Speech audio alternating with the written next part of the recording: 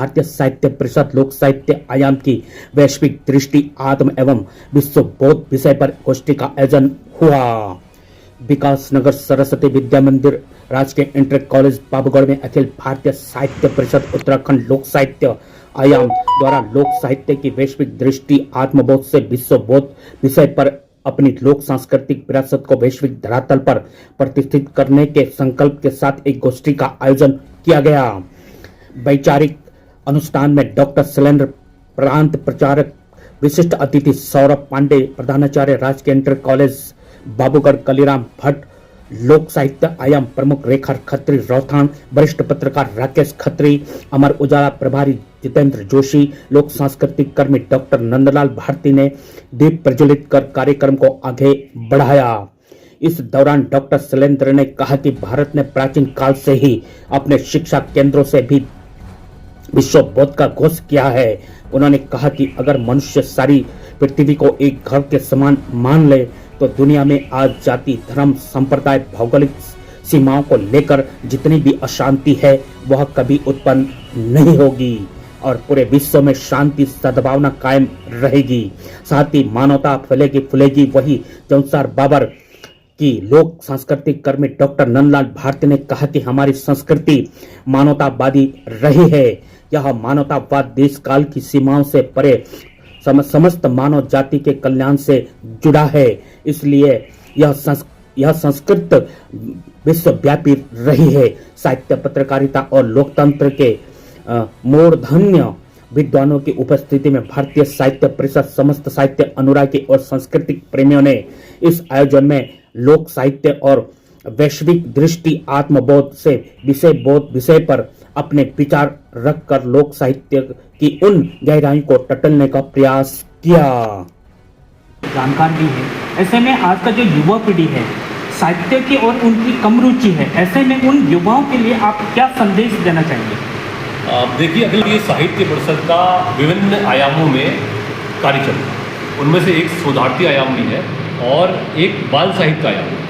तो बाल साहित्य आयामों के आयाम का जो माध्यम है उस माध्यम से जो विद्यालयों में कार्य चलता है, उनके जो छोटे अपने ऐसे विद्यार्थी हैं जो लेखन कार्य करते हैं, जिनकी अभी शैली जो है सुधरी नहीं है, उनको सुधारने के लिए कार्यशालाओं का आयोजन साहित्य परिषद करता आया है।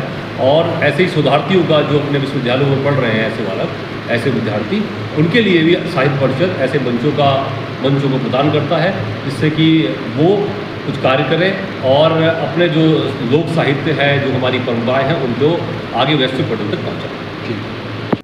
इस मौके पे देखिए, लोक साहित्य मैं ये मानता हूँ कि वो व्यक्ति का भी, मानव का भी और समाज की भी वो आत्मा है। शरीर से आत्मा निकल जाए तो फिर वो निरर्थक है। और अगर मैं साहित्य के लाइनों की ताकत बोलूँ तो एक उदाहरण देके शायद मैं क्लियर कर पाऊँगा। हुआ ये कि हमारी पाकिस्तान की सीमा पे दो हमारे युगल दंपति सीमा क्रॉस कर रहे थे और आतंकवादियों ने उनको पकड़ लिया, देख लिया और बंदूक को कनपट्टी पे रख दिया। अब पूछा कि आप कौन है, हिंदू या मुसलमान? तो थोड़ा तेज़ था, उसने कहा मैं मुसलमान हूँ। उसने कहा अगर मुसलमान है तो कुरान की कोई आयतें सुनाइए। उसने कहा लीजिए। उसने कहा ओम भूर्भुवः स्वः तत्सवितुर्वरेण्यं भर्गो देवस्य धीमहि धियो यो न प्रचोदयात्। उसने कहा ठीक है जाइए। वो 10 कदम आगे बढ़े तो पत्नी ने बोला कि आपने तो मरवा दिए थे। इन्होंने पूछी कुरान की आयतें और आपने गायत्री मंत्र पेल दिया। तो उन्होंने बोला अगर इन बेवकूफ़ों को कुरान की आयतें आती तो ये आतंकवादी बनते। ये साहित्य की ताकत है। अगर हम साहित्य पढ़ते हैं, हमारा जो साहित्य है वो हमको विश्व पटल पर हमारे ज्ञान की वृद्धि, हमारी एक मनोबल बढ़ाने में कामयाब तो रहता ही है। लेकिन जो हमारे बुजुर्गों की, हमारे पितरों की, हमारे पुरखों की, हमारे बड़ बलवानों की जो ताकत है वो हमको उन लाइनों में मिलती है। जैसे आपने सुना होगा वंदे मातरम, भारत माता की जय, ये बोलते हुए हमारे सैनिक उस सीमा पर सजग प्रहरी के रूप में हम लोगों को, पूरे देश को अमन चैन देते हैं। तो ये सब साहित्य का ही तो कमाल है। उन नारों में, उन लाइनों में कितनी ताकत है ये हमारा साहित्य का बोध कराता है।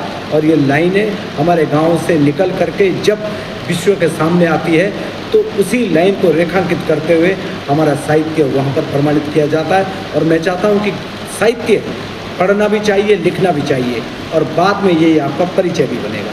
धन्यवाद। अखिल भारतीय साहित्य परिषद के द्वारा ये जो संगोष्ठी हुई उसमें वास्तव में लोक साहित्य अपने यहाँ सर्वबंधु सुखमय और विश्व कल्याण के लिए हमेशा रहा और लोक साहित्य पीढ़ी दर पीढ़ी संस्कृति का भी संरक्षण किया। उसी निमित्त आज ये गोष्ठी आयोजित हुई थी। गोष्ठी सफल रही और अपने संदेश देने में भी प्रमुख विद्वानजन यहाँ अपने लोक गायक डॉक्टर नंदलाल भारती जी, साहित्य परिषद के सौरभ पांडे जी यहाँ उपस्थित थे। तो आत्मबोध कैसे कर सकते, कैसे आत्मबोध वो होगी? लंबे समय आक्रमण के कारण से और विशेष रूप से अंग्रेज़ों के आने के बाद से साहित्य में बहुत सारे भारतीय संदर्भ निकाल दिए गए, लेकिन ऐसे अपने यहाँ जो पुराना लोक साहित्य किसी न किसी वो चाहे जौनसार बाबर क्षेत्र में, चाहे गढ़वाल का, चाहे कुमायूं का जो साहित्य आज उपलब्ध है, नहीं उपलब्ध है तो उसको खोज करके आगे बढ़ाना पड़ेगा और अपने यहाँ का साहित्य भारतीय संस्कृति और भारतीय संस्कृति विश्व कल्याण के लिए है।